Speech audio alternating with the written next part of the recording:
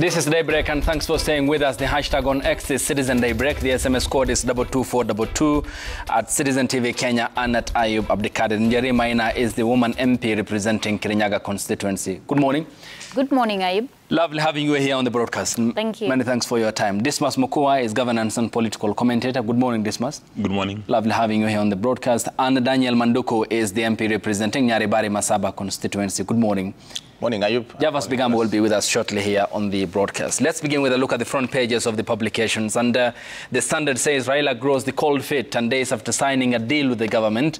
The opposition leader is sending mixed signals about the agreement with President William Ruto. Opinions are divided on this shift in tone. Yesterday he was in the county of Kiambu, and it remains to be seen how this will be received. Starting with you first, Honorable Dan Manduku. What's your position on this, and is this headline a correct interpretation of what exactly is happening? Thank you, and morning viewers once again. I think what is coming out of this accord is that the populace or the ordinary citizens are not yet convinced that what our party leader Raila Odinga did with the president was the correct way. I have just come from Kisii, and my Kisii people are telling me that they are not convinced that this is the way to go. But we're telling them that since we're in a country which we must support, let us give it some time. For the avoidance of doubt, I support this initiative, so long as it is going to ensure equitable resource distribution to our people, so long as it is going to guarantee inclusivity, and so long as we are going to get a share of the cake as a Gusii nation. Luckily for us, Raila Odinga has been here before, and I refer to the National Accord of the year 2008, where the Gusii nation got a sizable chunk of government. Let that be the reference point from where we start. And as a minimum, Raila Odinga must give the Gusii people 1 CS position and 2 PSS position, so that we can start now discussing and seeing how we can remain in this arrangement. And we want this arrangement to be tracked. We want to have an implementation matrix where we track it on a quarterly basis, whether it is helping our people or it's not. Okay, but Honorable Manduku, in any given democracy and any given architecture of a democratic setup, the government draws the mandate from the people. And we have a constitution that envisions equality under the law, including distribution of resources. Why do you need Raila Odinga to get all that? You see, there's what the law says, and there's what happens. I can tell you, in the last 2.5 years, the Gusii nation has gotten the short end of the stick. If this arrangement is going to help our people have a sense of nationhood, have benefit from this government, then so be it. We shall enter into it knowing that we have expectations. And if our expectations are not met, we shall ask our people to gracefully exit from any arrangement with the Orange Democratic Movement. I've said it here before, that we are not happy that the few positions that were available were all given to Luo Nyanza. And I'm on record, and I have no fear of contradiction. What we are saying, let us give it a chance. If we don't get equitable, and I say equitable with a capital letter, allocations of resources and positions to the Gusii nation, then we have no business in this thing. And again, I come up, does any government of the day require any other party's onboarding to meet its constitutional mandate? You see, Ayub, we went to the elections believing that Raila would be president. Never mind, he never became president. William Ruto became president. Our ultimate aim, and the aim of any political movement, is to capture power. We never captured the power. Now we're in some sort of arrangement, without a coup or without violence. And we are saying, yes, we're on the table now, but let our presence give us direct benefit. We only have 2.5 years. If we don't do this, then this will be a wasted term. And Odinga, you appreciate as support across the country. If then you claim you are a sizable part of the pie, what then happens to the other parties and other communities who support Odinga? I mean, is that the way of? That's why I asked for one position. Is that the way? Is that the manner of governance in our country? Does the constitution stipulate that? Politics is about interests. My interests here are about my people. So your interests, and I'm also cognizant of the fact that there are other people, and that's why I'm saying we want one position, not 10, not 5. So do political interests of politicians supersede what Katiba says?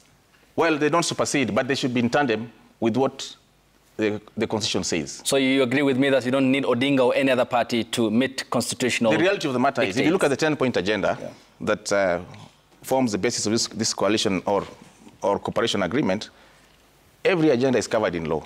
In fact, we didn't need it. We did not need it because everything is covered by various legislations, and even the Constitution covers all those things. But then, here we are saying, if this signing has a benefit to us, we'll support it. Okay. Honorable Njeri Maina, coming to you, doing first with the politicians. Why do politicians go against the national mood to get into engagements that, in the end, are inconsequential? You'll find that politics is very individualistic. That is why you can hear my colleagues saying that Kisii will be demanding a CS position and the other goodies. And it begs the question, where does that leave the Kenyan people? The Mwananchi, that Mama Mboga in Kirinyaga, in Kisii, in Kisumu, are they actually going to benefit from this sort of arrangement? And the political class is really pushing the baton when it comes to the Kenyan populace. Because if you look at the 10-point agenda that they agreed on, I mean, this is beyond laughable. They're actually taking Kenyans for fools. This is what is provided for in the constitution that we passed in 2010. So are they telling us the two principles, because now this is a power-sharing agreement between them, that the president has been unable to implement what the constitution says? He got his mandate directly from the Kenyan people. He had an agenda. He had a plan that he intended to implement. And quote unquote, it is known, it is a truth that perhaps people are not saying enough, that if Raila Odinga were to leave government today or tomorrow, government as we know it would collapse. Government business on the floor of parliament would be hampered because of the crisscrossing and the political realignments that have happened in the past 1 year. So for me, my concern is, given the fact that Raila Odinga has a right to associate with anyone, he can decide to be in a pact with the president, he can decide to be in a pact with Kalonzo Musyoka or any other person or entity for that matter. Where does that leave the Kenyan people? That person who is struggling to meet their day-to-day needs. That student who is unable to access help. I mean, it doesn't mean because they're in a pact that suddenly the people from the region where he comes from are benefiting, they're getting preferential treatment. For me, it must be about the Kenyan people. And that is where I think they lose me in all this, because I cannot believe that at this day, in age, we can have selfish interest over the agenda of Kenyans. That's why you see Kisii, being disgruntled by that, because the Kenyan people are telling the political class that we will deal with you if you do not repent. Okay, Dismas, yesterday the former Prime Minister said, who have I betrayed? Posing the question, I betrayed no one. We as ODM have a stand, customs and ideals, and we also have Javas in studio. Javas, good morning. Good morning. Dismas, given this, Rigathi Gachagua, obviously, as Deputy President, was the poster child boy of the Kenya Kwanza administration. And now there is the political insurance that Odinga offered in the aftermath of June 25th. In the event all these signs point to the direction of withdrawing that insurance, who will cover the president? First of all the members of the National Assembly have indicated is that they're actually helpless. Never mind they were given the mandates of legislation, oversight, and representation. And these agreements or handshake confirms that we're in a very sad place in Kenya, that where you've got a few personalities who are more powerful than established constitutions. some of them are so powerful than even the National Assembly and Senate. You know, members of the National Assembly are the ones who vet cabinet secretaries. And then, you know, they get the names, they vet, and then they're appointed. And Honorable Manduku, who is my leader from where I was born and brought up, has indicated that the Kisii community, on the bare minimum, is demanding 1 seat. Mm-hmm. And one would expect that the members of the National Assembly would actually ventilate these issues at the committee stage or even when they are passing the names. So it's really sad that Kenya, where we are today, 60 years after independence, you've got a few members of the political elite in Kenya who are so powerful, and elected members appear helpless, that they're not able to use the capacity and competence given to them by the Constitution to push the agenda. Even yesterday, a number of the members of the National Assembly were complaining about the chairman of the Budget and Appropriations Committee, that he has skewed resources. Now you have members of the National Assembly complaining about one of their own. So what do they expect Murai in Kisii or Alima to do about this institution? And then also politicians make us believe that in fact they're acting for our interest. That is what these two members have indicated, that they're acting in our interest, but they're not. It's all about a strategy for survival. In Kenya, when you become a member of the National Assembly, or indeed any elective position, majority of them abandon their role for 5 years and come back after 5 years. And you'd understand that on average, majority of voters all over the world, including Kenya, suffer from the Stockholm Syndrome, that in fact we are falling in love with our captors. That is why if you go to the US today, whatever Donald Trump is talking about, increasing tariffs, every Republican is giving him a pat on the back. Even here in Kenya, it takes for a brave politician like what Dr. Manduku has indicated, to say that if my party leader doesn't deliver on this, then we may reconsider our position. Because our politics in Kenya, we've got political parties, special purpose vehicles, but really what there is tribal political parties. Like, for instance, when you look at the people hanging around the former Deputy President Rigathi Gachagua, you can see a common denominator. When you look at Raila Odinga, you can see a common denominator. When you look at William Ruto, you can see a common denominator. So it means that our tribal interests reign supreme. Because even the middle class in Kenya, who are fairly literate, who understand issues, during 4.5 years, they're very logical on the expectations from the administration. But as you approach the elections, all of them recline back. They go to their tribal cocoons. And politicians in Kenya have perfected the art of positioning themselves as the political messiahs. That they're the only ones who understand our problems, and they're the only ones who offer solutions. A good example in mind, when we had our debate about the Constitution, people said, so long as Raila Odinga has gone through the documents and he has pronounced himself, I'm happy, I don't need to do this. Even as we speak right now, a few weeks ago, there were MPs from Dr. Manduku's political party who were furiously opposed to Mr. Raila's cooperation with President William Samoei Ruto. But as soon as the event happened on Friday, all of them now are aligned in one neat row. They've surrendered their agency. They're waiting for instructions from Raila Odinga and from William Ruto. Now, that is the sad state of affairs in Kenya. Including Manduku, who was fiercely critical So now, then you ask yourself, then you ask yourself the question, then you ask yourself the question, what has changed within those 2 weeks that Honorable Manduku all of a sudden has changed the position? And the Honorable member on my left would also change her position if, for instance, the Honorable Rigathi Gachagua today, if they have a cup of tea with President Ruto and they say, we are celebrating a new beginning, she'll quickly change her position. And it's not limited to her. It's all over the world. I mean, let's use global example so that these MPs don't give me a beating. A gentleman called Marco Rubio had very firm positions on Americans' foreign policy, on the international relations. But as soon as he was made the Secretary of State, all of a sudden he has reviewed his positions. And it goes back to the basics of economics, that every human being is born to serve his or her selfish interest. And it's no wonder. And the people who really know how to do that are the elected leaders. They make their selfish interest appear to be national interests or constituency interests or community interests. All right. And Marco Rubio is now Riyadh, Saudi Arabia, in quest for peace between the Ukrainians and the Russians, now serving as the foreign affairs minister in America. Javas, good morning. Good morning, Ayub. How are you? What do you make of this statement by the former Prime Minister in Kiambu yesterday? Well, first, Ayub, I appreciate the invitation and the honor of the moment. When I listened and incised the statement by the former Prime Minister, and even statements by various leaders across the political divide, I get to the deeper understanding why democracy continues to fail in Africa.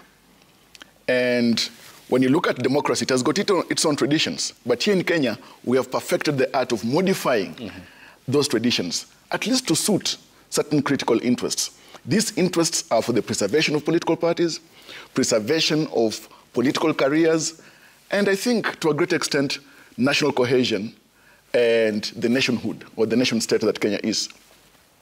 Now, His Excellency the former Prime Minister has intimated that he has not actually brought himself to betray anyone in the least, and that actually it's the president who came to him. Well, for me, I think that is the least important thing. Beyond the interests of the country, we know very well that it is for the political interests of His Excellency the President and the interests of the former. The former Prime Minister should not be shy to stand firm about the position he has taken, because he took that position in broad daylight. It was not at night. Okay. And then when you also examine the content, the import of the 10-point agenda in the MOU that was signed, save for the first agenda item, you realize that they fall squarely within the provisions of Article 10, Sub-Article 2 of the Constitution and Article 232 of the Constitution.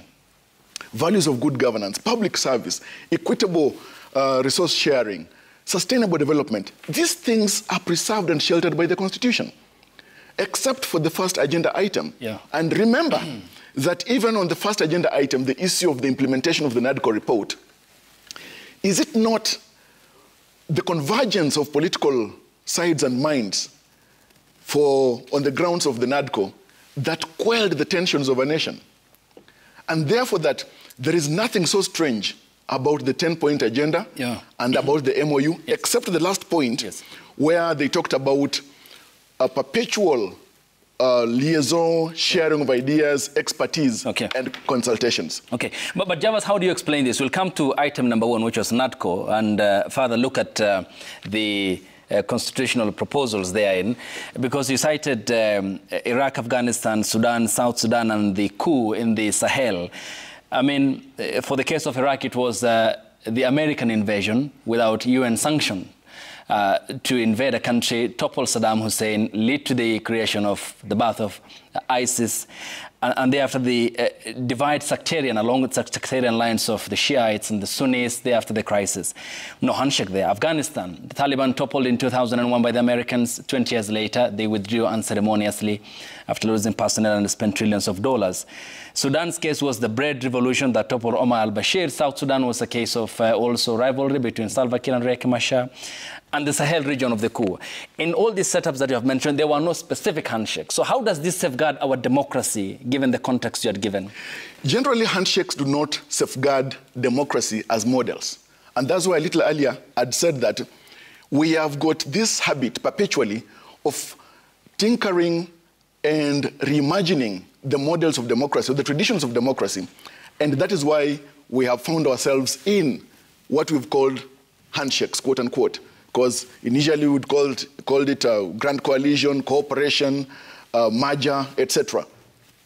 And yet, all these times, if we look back in retrospect and appreciation of material reality of our politics, those moments have saved our democracy, they have saved our nation. Because most of the time, we were actually teetering on the edge of national collapse. Okay. We'll get more details when we get back from the break, Javas, and also to the lady and the gentleman. We have an hour to go through some of those issues, Javas, and we'll finish up on your point. The hashtag on X is Citizen Daybreak. The SMS code is 22422 at Citizen TV Kenya and at Ayub Abdikadir. We are back with the lady and the gentleman here on the broadcast after the break. Stay tuned.